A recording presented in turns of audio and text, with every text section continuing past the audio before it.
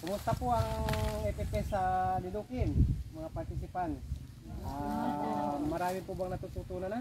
Meron na po ba?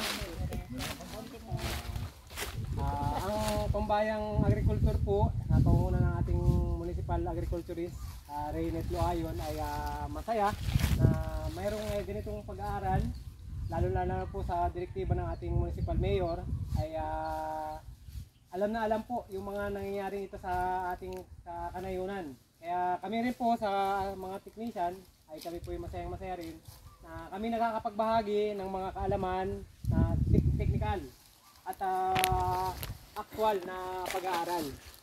Ang aking pong topic ay yung INM, o hindi tawag na sama-samang pangangasiwa ng iba't ibang sustansya para sa halaman.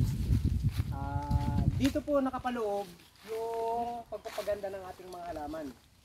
Napaka-importante po nito kasi habang tayo nakapag-land trip na at nakapagtanim na, dito natin mapapag-aralan. Dito natin makikita ano ba yung mga importante na i-consider natin bago tayo magsimula ng taniman.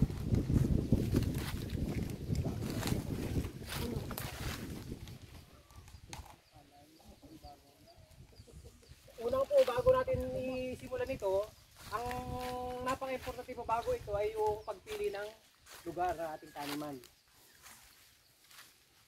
At yung tubig. Bago ito. Kailangan malapit sa tubig. Yung taniman, tama dapat. Tapos tubig. At ito na yung ating pipigat.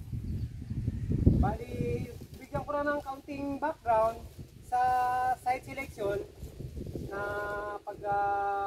pagpili ninyo o kaya ay pagtingin ninyo sa inyong taniman ay unang-una, ilang beses na ba kayong nagtanim doon? Tapos makikita din sa lupa kung ito ba ay buha-buhangin o ang pag-inulan ay nagiging clay. Tapos yung may sandy, kung baga merong mga buhangin nga, tapos yung may mga bato-bato. Isa rin po yun sa mga may advantage at mga disadvantages. Kaya doon sa tatlong yun, ang pagpili sa lupa ay napaka-importante. Tapos, pag nandito na po, nakapagtanim na tayo sa ano natin, di ba boy trial, mayroong kanya-kanyang mga nilagay na fertilizer, by one fertilizer. Tapos yung may tinatawag pang bio-N sa mais.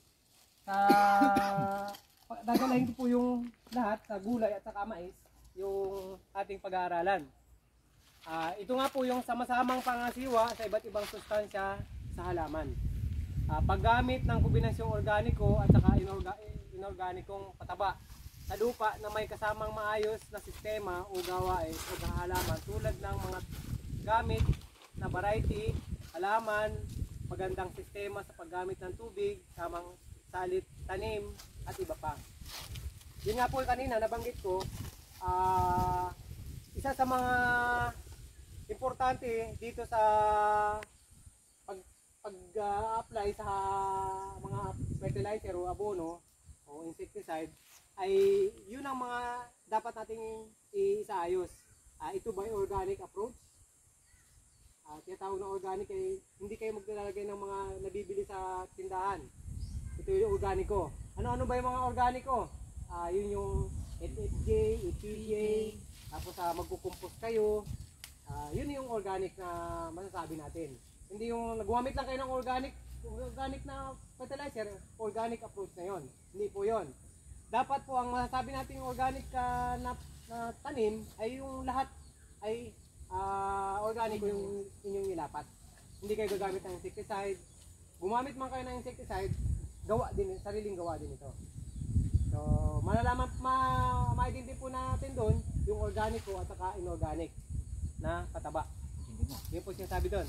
Organico at inorganico. Yung mga inorganico po na pataba ay yung mga nabibili sa ating mga tindahan. Yan po yun. Tapos nabanggit din doon yung paggamit ng variety. Ano-ano ba mga variety na tinatawag? Yung nabanggit po sa mais, nabanggit po ni Pioneer, may yung Takuro. Yan po yung mga variety. Tapos yun po paggamit na ng tubig sa tubig. Yung nabanggit ko sa tubig, importante sa pagpili ng taniman. At tali-tanim. Napaka-importante yung pagsasalit. Pagpapalit-palit. Hindi yung pag nagtanim ka ng cucumber beets o kaya ng mais, lagi ng mais. So, mauubos po ang fertilizer sa lupa. Kapag yun at yun ang inyong itatanim. Isa pa, napaka-importante po noong mga